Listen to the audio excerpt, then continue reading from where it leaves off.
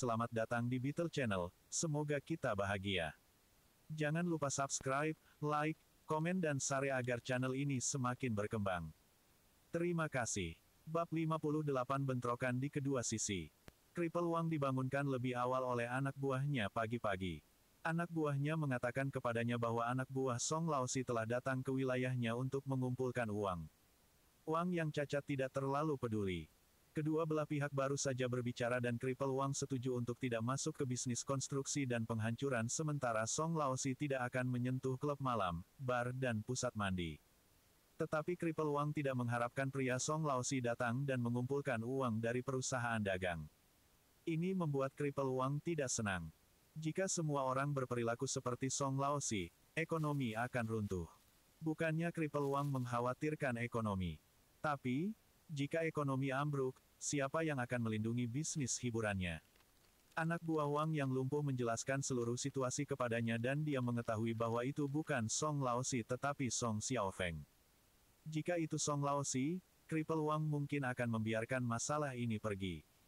Tapi Song Xiaofeng hanyalah seorang pemuda pang dan dia datang ke wilayah Kripal Wang untuk membuat masalah adalah tamparan di wajahnya. Kripal Wang juga menambahkan bahwa dia tidak yakin apakah itu ide Song Laosi. Lagi pula, Broder telah berjanji untuk tetap keluar dari semua ini dan mengakui posisi Song Laosi sebagai pemimpin di dunia bawah kota Bing. Mungkinkah ini bentuk pengujian oleh Song Laosi, untuk melihat reaksi Kripal Wang? Kripal Wang masih ragu-ragu. Bagaimana jika Song Laosi dan Broder bergabung, dia akan berada dalam bahaya besar. Tetapi pada titik ini, pria Kripal Wang yang lain mengatakan kepadanya bahwa Song Xiaofeng berada di salah satu klub malam mereka tadi malam. Song Xiaofeng menyatakan dengan keras di klub malam bahwa jika ada yang berani melawannya, dia akan mematahkan kaki siapapun dan membiarkannya menjadi cacat seumur hidup. Kalimat ini benar-benar menjengkelkan Kripal Wang. Hanya ada beberapa orang yang berani menyebutnya lumpuh di kota Bing dan bahkan provinsi Longjiang. Dia takut bahwa lelaki itu salah dengar dan dia akan berakhir dengan reputasi sebagai penindas kaum muda. Karena orang-orangnya mengatakan bahwa Song Xiaofeng akan pergi ke perusahaan perdagangan Taihua hari ini, Kripal Wang juga akan melakukan perjalanan ke sana. Jika Song Xiaofeng meminta maaf kepadanya, ia akan membiarkan masalahnya. Tetapi Kripal Wang tidak berharap bahwa dia baru saja tiba di pintu perusahaan Taihua Trading. Dia mendengar seseorang berteriak keras tentang mematahkan kaki seseorang dan membuatnya cacat seumur hidup. Dia juga mendengar kata-kata kasar tentang dia dan mengatakan bahwa cepat atau lambat, dia akan dibunuh oleh Song Laosi. Kemarahan Kripal Wang tidak terkendali. Dia mengabaikan penjelasan orang lain dan memerintahkan orang-orangnya untuk menjebak orang itu. Kripal Wang secara pribadi mematahkan kedua kaki orang itu. Mengatakan bahwa saya cacat pada kruk. Aku akan membiarkanmu lebih buruk dari yang lumpuh. Saya akan memastikan Anda akan menghabiskan sisa hidup Anda di kursi roda. Kodok bangun pagi-pagi. Dia akan mewakili Song Xiaofeng untuk pergi ke perusahaan perdagangan Taihua untuk mengambil alih 50% saham perusahaan dan memastikan keuntungan di masa depan akan pergi ke Song Xiaofeng. Namun, di perusahaan perdagangan Taihua, Todd mendengar dari Feng Yu dan yang lainnya bahwa mereka akan menutup perusahaan. Itu berarti bahwa Taihua Trading tidak akan menyediakan Song Xiaofeng 50% dari keuntungan mereka. Todd sangat marah. Dia telah berjanji Song Xiaofeng bahwa dia akan menyelesaikan masalah ini dan akan mengembalikan uangnya. Dia berpikir dalam hati, baik, karena kamu ingin menutup perusahaanmu, lalu beri kami keuntungan bulan lalu. Kami punya orang yang bekerja di bank. Kami dapat memeriksa berapa laba mereka bulan lalu. Dia tidak tahu bahwa Feng Yu akan begitu keras kepala hari ini. Tidak hanya dia menolak untuk membayar keuntungan Todd bulan lalu, Feng Yu juga mengatakan bahwa dia tidak akan memberi Song Xiaofeng 1 sen pun di masa depan. Todd sangat marah. Dia menunjuk ke Feng Yu dan seluruh staf, bersumpah dan mengutuk seperti dulu. Di panasnya momen itu, Todd secara tidak sengaja menyebutkan sesuatu tentang mematahkan kaki mereka dan membuat mereka lumpuh. Todd jarang mengatakan ancaman tentang patah kaki. Tapi dia tidak takut. Bahkan polisi tidak bisa melakukan apapun padanya. Tapi dia beruntung hari ini. Kripal Wang kebetulan ada di sana. Tepat ketika dia selesai mengatakan kalimat itu, Kripal Wang masuk dan tanpa kata-kata, mematahkan kedua kakinya. Kali ini, Todd sudah selesai. Tidak hanya dia tidak bisa menyelesaikan tugas Song Xiaofeng, dia juga menyinggung Cripple Wang. Dia juga tidak yakin apakah Song Xiaofeng akan membantunya kembali ke Cripple Wang. Bahkan jika Song Xiaofeng bersedia membantunya membalas dendam, Song Xiaofeng juga bukan tandingan Cripple Wang. Sejak tadi malam, Feng Yu telah meminta anak buahnya untuk menyebarkan desas-desus di banyak klub malam. Rumornya adalah, baru-baru ini, Song Xiaofeng suka mematahkan kaki orang dan membiarkannya lumpuh. 8 dari 10 klub malam di kota Bing dimiliki oleh Cripple Wang. Desas-desus ini dengan mudah bisa sampai ke telinga Cripple Wang ketika anak buahnya ditempatkan di semua klub malam ini. Wu Zigang dan stafnya juga membesar-besarkan bahwa Song Laosi akan mengambil alih seluruh dunia bawah kota Bing. Song Laosi juga akan mengumpulkan biaya perlindungan dari bisnis di kota Bing dan mereka memperluas wilayah mereka ke wilayah Cripple Wang. Wu Zigang memastikan anak buah Cripple Wang mendengar rumor ini sehingga Cripple Wang bisa mengetahuinya. Dini hari, pria Song Xiaofeng, Todd datang. Dia mengira semuanya akan berjalan lancar dan cepat. Tapi Feng Yu menunda waktunya dengan menawarkan rokok dan teh. Ketika Feng Yu mendengar bahwa Cripple Wang telah meninggalkan rumahnya, sikapnya berubah dan menolak usulan Song Xiaofeng. Feng Yu menolak memberi mereka uang langsung di wajah Todd. Benar saja, Todd sangat marah pada saat itu, tetapi jika bukan karena Feng Yu punya lebih banyak orang di perusahaan, Todd akan melempar bangku ke Feng Yu. Ketika mobil Cripple Wang mencapai pintu gudang, Feng Yu mulai membimbing Todd untuk mengucapkan kata-kata yang ingin dia katakan. Saya punya 2 kaki. Bahkan jika saya menyinggung Guru Song, saya masih bisa lari dan bersembunyi. Saya akan menutup bisnis saya sekarang. Apalagi yang bisa kalian lakukan untukku? Feng Yu berkata kepada Todd. Jadi, bagaimana jika kamu memiliki 2 kaki? Aku memberitahumu. Hari ini Anda harus menyetujui persyaratan kami bahkan jika Anda tidak mau. Apakah kamu percaya bahwa aku akan mematahkan kakimu dan membuatmu menjadi cacat seumur hidupmu begitu kamu keluar dari pintu ini? Todd berteriak. Bahkan kamu mematahkan kakiku, aku juga bisa sukses seperti Tuan Crook. Jawab Feng Yu. Crook pantatmu. Anda pikir ini adalah wilayah Cripple Wang dan kami tidak berani menyentuh Anda. Izinkan saya memberitahu Anda, Cripple Wang juga takut pada tuan tua kami. Mungkin lain kali, tidak akan ada lagi Cripple Wang. Kamu lebih baik, siapa kalian apa yang kalian semua lakukan?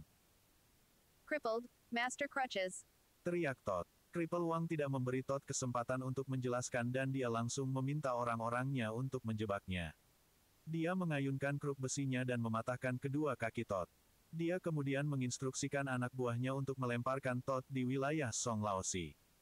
Sekarang bahkan seekor anak kecil dari geng Song Laosi berani menghinanya, desas-desus itu mungkin benar. Sepertinya Song Laosi ingin menelan wilayahnya. Kamu dari perusahaan perdagangan Taihua. Siapa bosnya di sini? Tanya Cripple Wang sambil duduk di kursi. Selamat pagi, Tuan Crook. Saya orang yang bertanggung jawab atas perusahaan ini. Anda bisa memanggil saya Xiao Yu. Feng Yu berkata sambil memberikan sebatang rokok kepada Cripple Wang. Yo, sangat mudah dan Anda menjalankan bisnis. Tidak buruk. Apa hubungan Anda dengan orang itu tadi? Tanya Cripple Wang. Feng Yu telah mengingatkannya tentang masa lalunya ketika ia memulai bisnis pertamanya. Orang itu adalah pengikut Song Xiaofeng. Kemarin, Song Xiaofeng mengambil mobil dari saya dan sekarang, ia ingin mengambil bisnis saya. Itulah alasan kami berdebat baru saja. Kami baru saja mulai berdebat dan Anda tiba. Jawab Feng Yu. Yah, yakinlah. Daerah ini adalah wilayah saya. Aku akan menjagamu. Song Laosi tidak akan datang lagi. Anda hanya memikirkan bisnis Anda sendiri dan menghasilkan sebanyak yang Anda bisa. Jika ada orang yang tidak mengikuti aturan dan memaksa Anda melakukan bisnis yang bertentangan dengan keinginan Anda bisa datang dan mencari saya. Di waktu luang Anda, kunjungi klub malam saya lebih sering. Orang-orang muda harus lebih sering mengunjungi tempat-tempat seperti itu, kata Wang yang cacat. Cripple Wang pergi dan, Feng Yu dan stafnya lega. Wang Cripple ini sama dengan rumor. Meskipun dia seorang gangster, dia tidak akan menekan orang-orang biasa dan pengusaha lainnya. Dia hanya fokus pada outlet hiburannya. Dari insiden yang terjadi hari ini, perang antara Song Laosi dan Cripple Wang tampaknya akan dimulai. Bab 59 Peluang untuk menciptakan masalah. Feng Yu memerintahkan semua orang untuk tidak keluar selama beberapa minggu mendatang. Jika tidak ada hubungannya, tetap di perusahaan atau di rumah. Stafnya adalah anggota keluarga dari pabrik motor dan mereka tinggal di asrama pabrik. Song Laosi tidak berani pergi ke asrama mereka untuk membuat masalah. Asrama memiliki penjaga keamanan dan ada pemuda-pemuda muda yang menganggur, yang jumlahnya hampir ratusan yang tinggal di sana. Anak-anak muda ini galak ketika harus bertarung. Juga, pabrik motor menghasilkan produk untuk militer dan memiliki hubungan dekat dengan militer. Song Laosi tidak berani menyinggung militer. Feng Yu juga kembali ke apartemennya di kota untuk menghindari balas dendam Song Xiaofeng. Feng Yu percaya bahwa raja yang lumpuh akan segera memulai perang. Ketika itu terjadi, Feng Yu akan menemukan cara untuk melaporkan masalah ini di koran untuk otoritas yang lebih tinggi untuk mencatat masalah ini. Setelah Cripple Wang melumpuhkan Todd, dia masih belum puas. Dia menunggu Song Laosi untuk memberinya jawaban atas tindakan anak buahnya tetapi tidak berhasil. Namun, Song Laosi masih dalam kegelapan dari apa yang telah terjadi. Song Xiaofeng telah menjaga hal ini darinya. Todd telah berada di sisi Song Xiaofeng selama ini dan jika Song Xiaofeng tidak melaporkan masalah ini, Song Laosi juga tidak akan tahu. Song Laosi bukan orang yang rendah hati. Dia telah membangun sebuah villa besar di Jiangbei tahun lalu. Villa lebih dari 1.000 sek per meter dan biaya konstruksi saja lebih dari 5 juta RMB. Ada ballroom, bar, sauna ruang catur, gym, di villanya. Dengan termasuk biaya renovasi, total biaya untuk villa adalah astronomi. Song Laosi sedang bermain mahjong dengan 3 bos triat lain dari provinsi lain di villanya ketika seseorang memasuki ruangan. Song Laosi mendongak dan melihat keponakannya Song Xiaofeng memasuki ruangan. Xiaofeng, datang dan temui pamanmu. Lagu Laosi melambai. Song Xiaofeng menyapa teman-teman Song Laosi dengan patuh dan berdiri di belakang Song Laosi. Song Laosi melihat tindakan Song Xiaofeng, dan dia tahu bahwa Song Xiaofeng memiliki sesuatu untuk dikatakan kepadanya. Guangzheng, datang dan mainkan untukku. Saya akan ke toilet. Song Laosi berkata kepada tangan kanannya. Tangan kanan Song Laosi duduk di meja mahjong sementara Song Laosi meninggalkan ruangan bersama Song Xiaofeng. Xiaofeng, hari ini begitu banyak paman datang menemui saya. Kamu harusnya senang untukku, kata Song Laosi. Song Laosi sangat senang. Bos triat ini datang menemuinya hari ini berarti mereka telah mengakui dia sebagai pemimpin dunia bawah di Provinsi Longjiang. Dia akan menjadi satu-satunya bos triat dari seluruh provinsi segera. Paman, kaki Todd patah hari ini, kata Song Xiaofeng. Katak, orang yang telah mengikuti Anda. Siapa yang melakukan ini padanya? Wajah Song Laosi berubah. Tidak masalah jika Todd ada di kanan atau salah. Todd adalah anggota geng dan pengikutnya. Bagi seseorang untuk mematahkan kakinya, itu berarti seseorang tidak menghormatinya. Mereka yang tidak menghormatinya harus diberi pelajaran. Itu Cripple Wang, kata Song Xiaofeng. Cripple Wang. Song Laosi menyalakan sebatang rokok. Cripple Wang adalah orang yang kejam.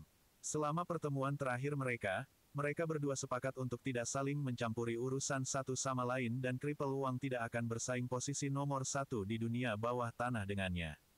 Mengapa Cripple Wang mematahkan kaki Todd? Song Xiaofeng menjelaskan semuanya kepada Song Laosi. Tentu saja, Song Xiaofeng telah membesar-besarkan cerita dan melewatkan beberapa bagian darinya. Dia mengatakan bahwa Todd telah pergi ke wilayah Cripple Wang untuk membantunya membeli mobil dan Cripple Wang mematahkan kedua kakinya tanpa mendengarkan penjelasannya. Selain itu, Todd mengatakan bahwa itu adalah kesalahpahaman dan dia adalah orang-orang Song Laosi dan Cripple Wang masih terus mematahkan kakinya. Mata Song Laosi menyipit dan menekan rokoknya di asbak, jadi, bahwa Cripple Wang ingin memulai perang dengan saya. Pasti Cripple Wang telah mendengar berita tentang bos-bos ini yang mengunjungi saya hari ini dan dia tidak bahagia. Waktunya terlalu kebetulan yang mengakibatkan Song Laosi salah paham terhadap Cripple Wang. Sebenarnya, Cripple Wang tahu bahwa orang-orang ini akan mengunjungi Song Laosi hari ini. Tapi dia tidak peduli. Bisnis Cripple Wang terutama di kota Bing dan dia tidak peduli dengan kota-kota lain di provinsi ini. Dia juga tidak memiliki niat untuk memperluas wilayahnya ke kota-kota lain. Dia tidak seperti Song Laosi, yang bergerak dalam bisnis konstruksi dan penghancuran. Song Laosi ingin mengembangkan bisnisnya di seluruh provinsi dan perlahan-lahan memasuki provinsi lain. Karena itu, Song Laosi perlu memiliki gelar, seperti Bos Longjiang, untuk memperluas wilayahnya ke provinsi lain. Song Laosi tahu bahwa Cripple Wang tidak senang dengannya. Meskipun kekuatan Song Laosi lebih besar dari Cripple Wang, dia tidak bisa menghilangkannya dalam sekali jalan. Juga, dia tidak bisa menggunakan hubungan dekatnya dengan pemerintah melawan Cripple Wang. Jika dia meminta pemerintah untuk bertindak melawan Cripple Wang, dia akan kehilangan rasa hormat orang lain. Song Laosi baru saja mencapai kesepakatan dengan Brother sehubungan dengan posisinya sebagai bos nomor 1 di Longjiang dan sekarang, Cripple Wang menciptakan masalah baginya ketika bos dari triad lain datang mengunjunginya. Jika bos dari kota lain tahu bahwa dia bahkan tidak bisa mengurus halaman belakangnya sendiri, mereka tidak akan mengakui statusnya sebagai yang nomor 1. Song Laosi menyatakan bahwa semua orang takut dan menghormatinya di kota Bing. Dia bahkan memiliki niat untuk mendapatkan posisi di pemerintah provinsi di masa depan. Tapi sekarang, Cripple Wang datang dan menamparkan wajahnya. Hal ini tidak akan mudah dilupakan. Cripple Wang perlu memberinya penjelasan. Baik, aku tahu. Anda kembali dulu. Saya tidak akan membiarkan masalah ini begitu mudah. Saya pribadi akan membalas dendam untuk Anda, kata Song Laosi. Lagu Xiao Feng mengatakan, terima kasih, Paman. Oke, tidak perlu berterima kasih padaku. Kemudian temani paman-paman itu untuk minum-minum. Di masa depan, Anda mungkin membutuhkan bantuan mereka, kata Song Laosi.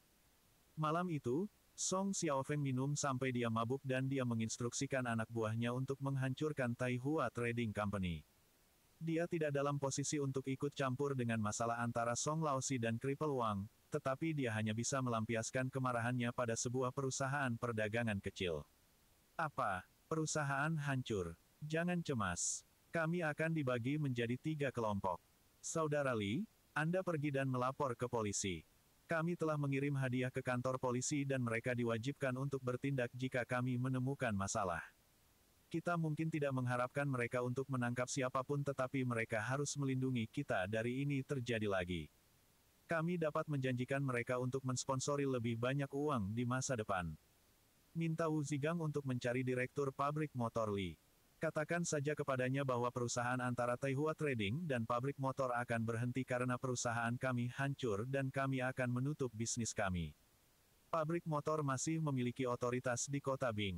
Jika pabrik motor dapat membuat pemerintah bertindak, maka Song Laosi mungkin tidak berani membuat masalah lagi. Minta Sun Liang untuk datang ke rumahku. Dia akan menemani saya untuk mencari Cripple Wang dan meminta Cripple Wang untuk berurusan dengan Song Laosi. Saya ingin melihat apa yang bisa dilakukan Song Laosi kepada kami. Oh ya, kita perlu mengatur ulang gudang. Menghancurkan botol-botol kosong di seluruh gudang dan membuat gudang kami terlihat lebih buruk dari sebelumnya. Feng Yu dan Sun Liang pergi ke 7 hingga 8 outlet hiburan sebelum ia menemukan pusat mandi Cripple Wang. Nah, Tuan Kraces, saya datang kepada Anda untuk meminta bantuan Anda. Feng Yu berkata dengan ekspresi sedih. Cripple Wang berpikir sebentar dan berkata, kamu adalah Xiao Feng dari perusahaan dagang di area gudang. Apa yang terjadi? Apakah seseorang membuat masalah di perusahaan Anda? Wang yang lumpuh terkejut. Kemarin dia telah menginstruksikan anak buahnya untuk tetap rendah dan tidak membuat masalah yang tidak perlu. Tetapi hari berikutnya, sesuatu terjadi. Siapa yang harus menentang instruksinya? Tuan Kraces, saya telah menyiapkan paket merah 100.000 RMB. Tolong bantu saya untuk berbicara dengan Master Song. Kami tidak melakukan apapun pada Todd dan tidak ada alasan bagi mereka untuk menghancurkan gudang dan perusahaan kami. Kata Feng Yu. Apa katamu? Bajingan itu, Song Xiaofeng mengirim orang-orangnya untuk menghancurkan perusahaanmu. Wang yang lumpuh bergetar karena marah. Lagu Xiaofeng ini, alih-alih datang untuk meminta maaf kepadanya, dia masih berani membuat masalah di wilayahnya. Ini berarti menyatakan perang padanya. Iya nih, kami menderita kerugian besar. Semua barang saya di gudang hancur. Master Kraces, saya tidak dapat melanjutkan bisnis saya. Feng Yu berkata. Dia mengeluarkan setumpuk uang kertas 100.000 RMB dan menaruhnya di atas meja, mendorongnya ke arah Cripple Wang. Namun, Cripple Wang mendorong pancang RMB kembali ke Feng Yu. Jika dia menerima 100.000 RMB ini, itu akan melanggar aturan yang dia tetapkan. Bagaimana dia akan memberi hormat dari para pengikutnya di masa depan? Kamu mengambil uang ini kembali. Saya berjanji kepada Anda bahwa saya akan menyelesaikan masalah ini untuk Anda. Kata Kripal Wang. Bab 60 Jimat. Song Laosi baru saja mengirim bos dari kota-kota lain keluar dari vilanya dan akan pergi mencari Kripal Wang. Pria tangan kanannya, Li Guangzheng mendatanginya dan mengatakan kepadanya bahwa Kripal Wang mengirim orang-orangnya untuk memberitahu mereka bahwa ia akan menunggu mereka malam ini di klub malam Jinli. Ekspresi Song Laosi menjadi suram. Dia belum mencari Kripal Wang dan Kripal Wang datang untuk mencari masalah dengannya. Sepertinya menjaga rendah selama beberapa bulan terakhir telah menyebabkan Kripal Wang berpikir dia lemah. Meskipun klub malam Jinli adalah wilayah Kripal Wang, Song Laosi tidak takut. Dia memiliki lebih banyak orang dan orang-orangnya lebih kejam daripada anak buah Wang yang cacat. Selain itu, klub malam Jinli juga berada di kota Bing. Di kota Bing, Song Laosi tidak takut pada siapapun. Jika Kripal Wang berani bertarung dengannya, maka dia akan melihat siapa yang mati lebih dulu. Feng Yu menemani petugas polisi di tempat kejadian, menghitung kerugiannya. Gudang itu hampir kosong sejak awal. Tidak banyak stok selain beberapa sampel. Juga, anak buah Song Xiaofeng tidak memasuki gudang. Mereka bahkan tidak merusak kunci di luar. Yang mereka lakukan hanyalah menyiramkan cat ke pintu mereka dan menggunakan batu dan jeruji besi untuk merusak pintu. Tapi Feng Yu membiarkan anak buahnya membuat TKP palsu. Anak buahnya memecahkan kunci dengan palu godam dari luar dan menghancurkan semua sampel di lantai. Membuat gudang berantakan. Petugas Xie, lihat ini. Lihatlah semua kerusakan yang terjadi pada gudang kami. Saya percaya bahwa 2 bulan ini, kami telah melakukan sebagian. Kami telah mensponsori makanan dan pakaian ke stasiun Anda. Sekarang perusahaan kami menjadi seperti ini, seseorang harus bertanggung jawab untuk ini. Li Xiqiang berkata dengan keras. Feng Yu diam-diam mengangguk. 2 kesepakatan sebelumnya dengan Kirilenko telah menghasilkan kemitraan yang baik dengan para pemasoknya. Setiap kali pemasok mengirim barang mereka, mereka juga akan mengirim beberapa hadiah atau sampel gratis kepada mereka. Feng Yu kemudian akan membiarkan stafnya membagi sampel dan hadiah ini di antara mereka sendiri. Yang tersisa, ia akan mengirim ke stasiun polisi. Meskipun hadiah ini tidak mahal, mereka praktis. Hadiah-hadiah tersebut terutama berupa produk makanan seperti beras, minyak, rokok, del. Di era ini, kebanyakan orang miskin. Ketika kepala polisi memberikan hadiah dan sampel gratis ini kepada anak buahnya, dia juga merasa bangga. Shaoli, Shaofang, Zhengen Khawatir.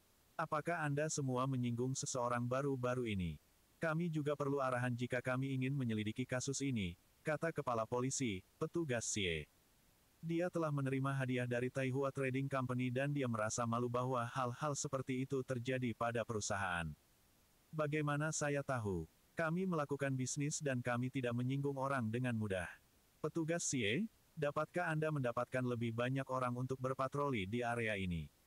Permintaan saya tidak terlalu banyak, bukan? Kata Feng Yu. Dia mengatakan ada untuk mencegah Li Xiqiang dari mengatakan apa-apa tentang Song Xiaofeng. Bahkan jika Feng Yu atau Li Xiqiang menyebutkan sesuatu tentang lagu Xiaofeng, petugas Xie juga tidak berani melakukan apa-apa tentang itu. Paling-paling, dia akan meminta seseorang mengambil rap itu. Akan ada dampak jika ini terjadi. Lagu Xiaofeng akan membalas dendam pada mereka lagi. Jika Feng Yu bertindak melawan Song Laosi, ia tidak akan ingin memberi Song Laosi kesempatan untuk kembali berkuasa. Ini, oke, aku akan kembali dan berbicara dengan yang lain. Kata petugas Xie. Petugas Xie ingin pergi tetapi Feng Yu menghentikannya. Petugas Xie, saya punya permintaan kecil dari Anda. Bisakah kita memiliki papan nama dari polisi? Papan nama, apa signature yang kamu inginkan? Kantor polisi kami tidak memberikan papan nama, jawab petugas Xie. Dia merasa bingung. Feng Yu menghela nafas. Di tahun-tahun mendatang, menempatkan papan nama polisi dengan logo polisi dan nomor kontak di pintu, akan ada lebih sedikit orang yang membuat masalah untuk rumah tangga atau bisnis itu. Banyak orang akan berpikir bahwa bisnis ini berafiliasi dengan polisi. Sekarang meminta gambar itu tidak realistis.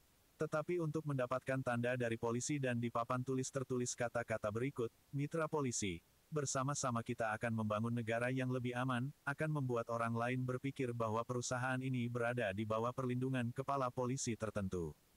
Orang yang ingin membuat masalah akan berpikir dua kali. Petugas CE, itu hanya tanda biasa. Sama seperti amulet untuk mengusir orang yang ingin membuat masalah bagi kita.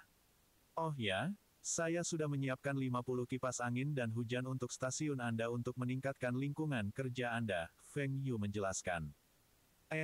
Kamu tidak benar-benar perlu melakukan ini. Jawab petugas CE, tersenyum bahagia. Kantornya masih belum memiliki penggemar dan anggaran mereka ketat. Tidak, kami adalah mitra kepolisian dan kami membangun negara yang lebih aman bersama. Ini adalah yang paling bisa saya lakukan untuk menunjukkan dukungan saya. Kata Feng Yu. Setelah petugas CE pergi, Feng Yu memanggil Li Xiqiang. Meskipun ia telah menarik kepala polisi ke pihak mereka, mereka juga harus menjaga orang-orang di bawah petugas CE. Terutama petugas patroli. Para petugas ini harus berhak atas tunjangan patroli malam. Tunjangan ini akan membantu petugas ini mendapatkan sesuatu untuk dimakan selama patroli mereka. Akan lebih baik jika Song Laosi salah paham bahwa mereka memiliki koneksi yang kuat dengan polisi. Juga, mereka harus membangun hubungan mereka dengan para pejabat di atas dari petugas CE. Setelah menyelesaikan petugas CE, Wu Zigang dan staf lainnya kembali. Mereka telah mengendarai sepeda dan mereka berkeringat. Zigang, apa yang dikatakan Direktur Li? Li Zigang bertanya sebelum Feng Yu dapat membuka mulutnya. Direktur Li tidak mau terlibat dalam hal ini. Tetapi mereka bersedia memberi kami papan petunjuk berdasarkan instruksi manajer Feng.